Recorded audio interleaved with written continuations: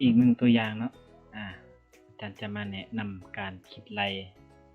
เงินกู้เนาะตัวอย่างมีท่านก่อคนหนึ่งไปกู้เงินจากธนาคารใดหนึ่งเนาะสปอร์ตแบงก์จำนวนเงินนี่1ตื้อแล้วไปยืมเนาะอัตราดอกเบี้ยนี่ 10.5% ต่อปีเรายืมได้ระยะ7ปีเนาะมันเองจงท่านนี้สร้างตารางคิดรายละเอียดต่างๆให้ลูกค้าเบิ่งเนาะแน่นอนลูกค้าอยากรู้นิดนึงอัตราดอกเบี้ยต่อเดือนนี้มีเท่าไหร่เนาะอัตราดอกเบี้ยเนาะโดยลดตามต้นทุนเนาะลดตามต้นทุนดอกเบี้ยลดตามต้นทุนเนาะถ้าว่าภายในระยะ7ปีนะดอกเบี้ยสิถือเป็นจำนวนเงินเท่าใดแน่นอนลูกค้าอยากรู้เนาะจำนวนเดือนทั้งหมดถึงจักเดือนเนาะเฮายืมในระยะ7ปีสิถึงจักเดือนเนาะงวดจ่ายกับดอกเบี้ยรวมกันเป็นเท่าใดได้ยังเหลือแต่ละเดือนเหลือเท่าใดให้คิดไล่2วิธีเนาะ1ดอกเบี้ยลดตามต้นทุนเบี้ยลดตาม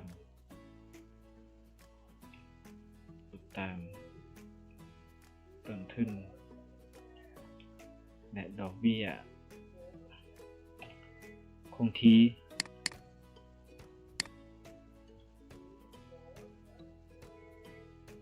ดอกเบี้ยคงที่ใน2วิธีเนาะมาเบิ่งในการหางตารางเบื้องต้นเนาะเบื้องต้นเฮาก็สิหยังเบื้องต้นนี่สิเป็นเงินกู้ยืมเบื้องต้นกู้ยืมเบื้องต้นกู้ยืมเบื้องต้นเป็นฟอนต์กันนะ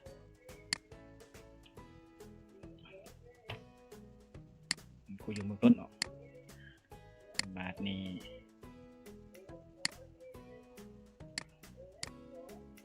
หมดจ่ายเลยว่าหมดจ่ายแต่ละเดือนเนาะเราสิจ่ายเท่าไหร่เพราะอยู่7ปีหมดจ่ายดอกเบี้ยต่อเดือนดอกเบี้ยหมดจ่ายต่อเดือน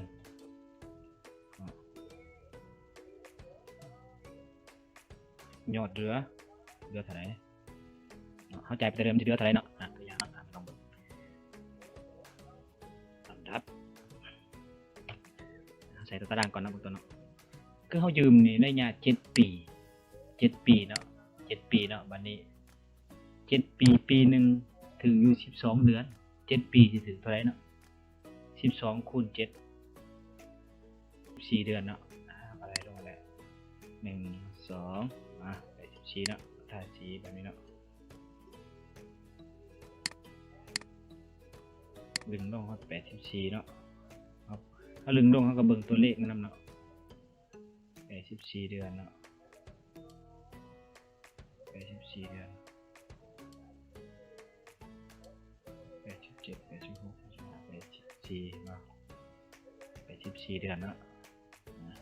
อันนี้มันงามกว่าเปลี่ยนเป็นฟอนต์ไทม์นิวมันแล้วก็จัดมันอยู่ตรงกลางเนี่ยลำดับนี่เนาะแล้วก็ทาสีไปแบบนี้เนาะดึงลงฮอด84เดือน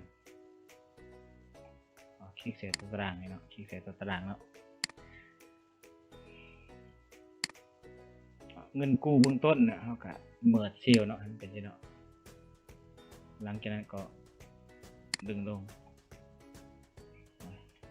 เอาเมิร์จเซลอีกบัดนึงก่อนเมิร์จเซลบัดนึงก็ดึงลงเงินกู้เบื้องต้นเนาะหมดจ่ายเด้หมดจ่ายครับ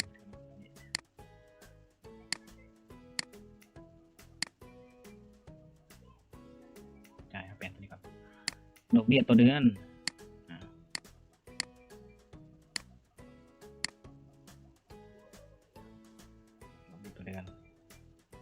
งวดจ่ายบวกดอกเบี้ยต่อเดือน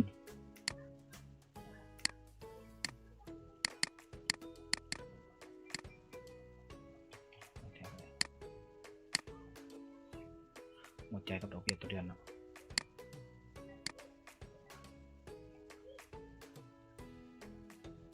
ยอดเหลือ เขาจ่ายไปแต่ละเดือนเลยสิเดือนเท่าไหร่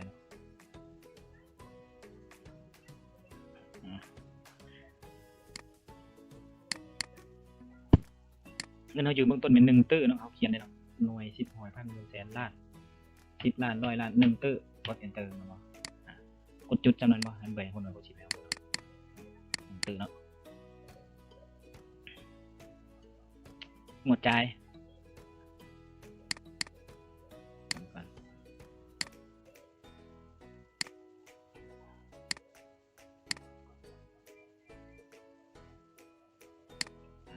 เงินกู้ยืมเบื้องต้น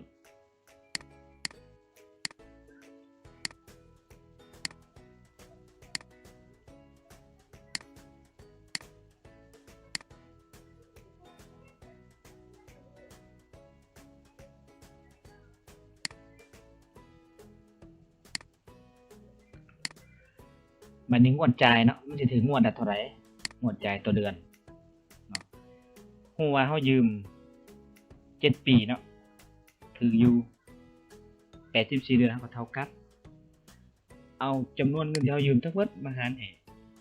งวดจ่ายคือ84 เดือนเนาะอันนี้84 เดือนมันถึง7มูลค้างหรือว่าจำนวนเงินที่เฮากู้ยืมเบื้องต้นเนาะมาหารให้84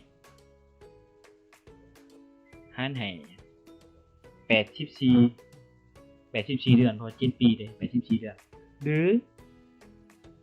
ลองไล่เบิ่งออกเนาะออก11 ล้าน 9 แสนไปเนาะหรือหารให้12คูณให้7ก็ออกคือกันเนาะแบบนี้ก็ได้เนาะ0.5% ต่อปีเนาะต่อปีเนาะคันต่อเดือนนั่นก็ยังก็มาหาร12เอา 10.5% นี่มาหารให้12มันจะออกอยู่0.ปลายต่อเดือนเนาะระยะเวลายืม7 ปีก็เอา7มาคูณให้12ก็ออกอยู่84 เดือนเท่าเก่าเนาะดอกเบี้ยก็เท่ากับให้เนาะดอกเบี้ยต่อเดือนก็ยังก็เอาเงินที่เฮาไปยืมนี่มาคูณให้ดอกเบี้ยต่อเดือนที่ถือดอกเบี้ยนี่เดือนทับอิฐจะถึงอยู่8,750,000 8,750,000นี่เป็นดอกเบี้ยต่อเดือนเนาะดอกเบี้ย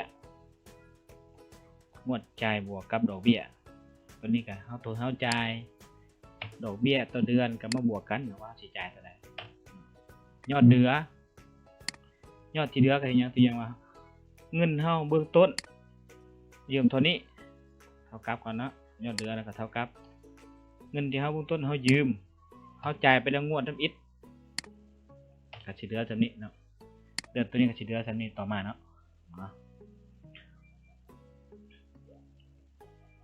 อันนี้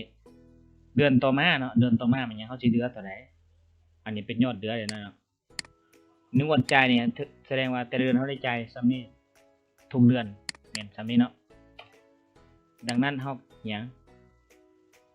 าจะดึงจนฮอด84 เดือนเนาะดังนั้นเฮาต้อง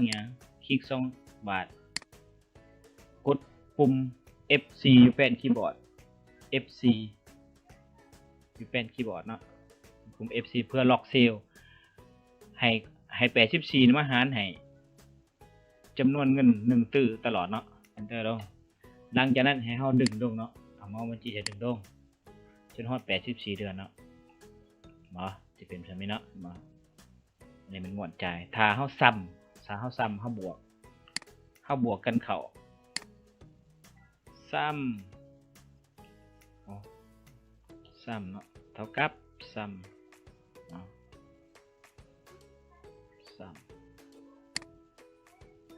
เดินลงเนาะมันก็จะออกให้1 ตื้อเลยเนาะตัวนี้เนาะทั้งหมดที่เราบวกกัน84 เดือนเพราะว่าตัวนี้มีงวดตัวนี้จะมาเนาะต้องลบออกไปเนาะจำนวน84 เดือนถ้าเราลบมันกลายมาห้องนึงเนาะตัวอย่างดึบเด้อ เท่าเดิมมาเบิ่งจะเอาอยู่1ตื้อเนาะอันนี้แม่นการคิดไรเบื้องต้นเนาะงวดใจมันถึงสำนี้เนาะ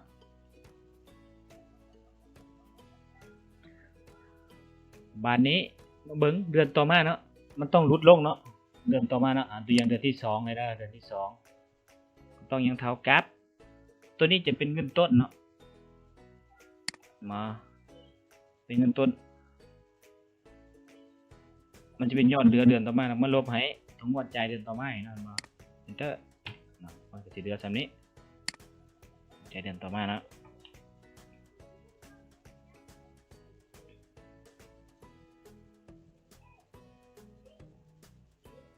ดอกเบี้ยมันสิลดลงเพราะว่ายังไงเงินต้นมันลดลงมั้งเงินต้นส่วนนี้มันลดลงเนาะจาก1ตื้อที่เราอยู่976ไปเนาะแน่นอนดอกเบี้ยมันต้องลดลงจาก8,750,000จะลดลงเท่าไหร่ก็ลองมาได้เบิ่งเท่ากับเนาะเท่ากับก็ต้องเอาส่วนนี้มาได้เอาเงินต้นตัวนี้เป็นเงินต้นเนาะมาคูณให้ดอกเบี้ยต่อเดือนเห็นบ่ส่วนนี้เนาะดอกเบี้ยตัวนี้คลิกใส่เนาะenter เนาะมันจะลดลงมามันจะลดลงจาก8,700,000จะเหลือ8,500,000เนาะ8,500,000คลิกใส่จุดแบบนึง8,541,000อันนี้เนาะดอกเบี้ยเดือนต่อมาเนาะมันยังงวดจ่ายเด้งวดจ่ายก็เท่ากับของนี้บวกของนี้คือการงวดจ่ายเขาก็จะลดลงมาจาก3,600,000ก็อยู่3,400,000ยอดเดือนนี่ก็สิซ้ำกันเนาะยอดเดือนนี่ฝากนี่กับฝากนี่ก็ต้องเท่ากันตัวนี้ก็ต้องลบเช่นกันเนาะซ้ำกันเนาะแบบนี้เนาะตั้ง84ห้องเขาสิเป็นไรแต่ละห้องมันบ่ได้เนาะดังจากนั้นเนาะให้เฮาเบิ่งครับยอดเดือนต่อมาลบให้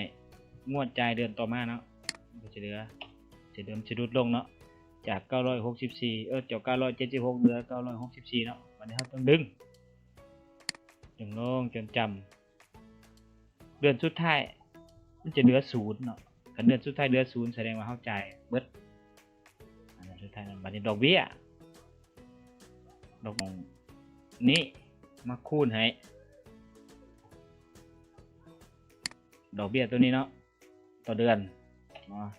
จาก8,500,000ชีวิตเหลือ8,437,000เนาะถ้าเฮาจะดึงเนาะมันบ่ออกเนาะเฮาต้องเฮ็ดหยังเฮาต้องฟิกเพื่อว่าให้แต่ละห้องที่เดือนลงนี่นะห้องเดือนที่3ที่4ที่5ที่6ให้มันมาคูณห้องดอกเบี้ยตลอดนี่เนาะใส่ FC กดปุ่ม FC อยู่ที่คีย์บอร์ดให้มันล็อกเซลแบบนี้เนาะกด enter หลังจากนั้นให้เฮาดึงไปฮอด84เดือนดอกเบี้ยมันจะลดลงดอกเบี้ยเดือนสุดท้ายเป็น0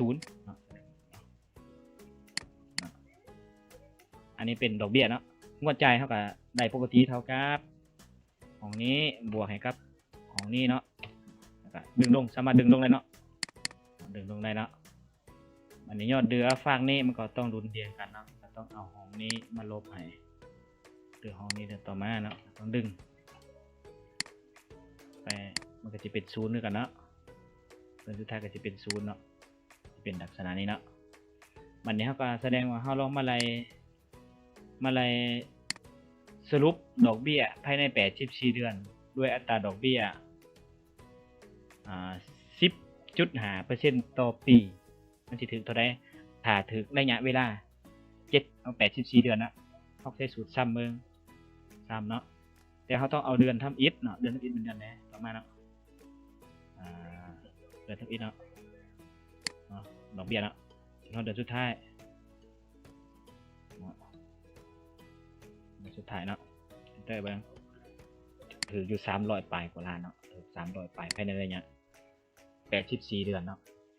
เขาจะกดดำถือบองวดจ่ายเขาเนาะเขาก็ใส่สูตรซ้ำเบิ่งถ้ามันออกในเนี้ย1ตื้อเริ่มจากของนี้เลยเนาะออกมา1ตื้อเนาะจ่ายเขาก็อย่าคู่แต่ซ้ำนี้เนาะดอกเบี้ย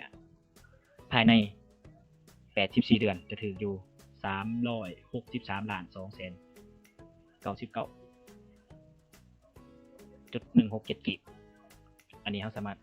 แจ้งต่อลูกค้าได้นะว่าแต่ละเดือนเขาจะได้จ่ายแบบนี้ลดลงงวดจ่ายลดลงเนาะประมาณนี้เนาะ เขาอยากให้มันงามเขาก็ใส่ฟอนต์ Times New Roman ให้มันเนาะกดใส่ Enter ตรงสีเขาก็จะงามขึ้นอันนี้มันกินรายเงินกู้ตามรูปแบบอัตราดอกเบี้ยรูปตามต้นทุนต่อมานี้เป็นดอกเบี้ยคงที่ดอกเบี้ยคงที่มันให้ผู้น้องได้เองเนาะดอกเบี้ยคงที่ให้ผู้น้องได้เองเนาะฝากติดตาม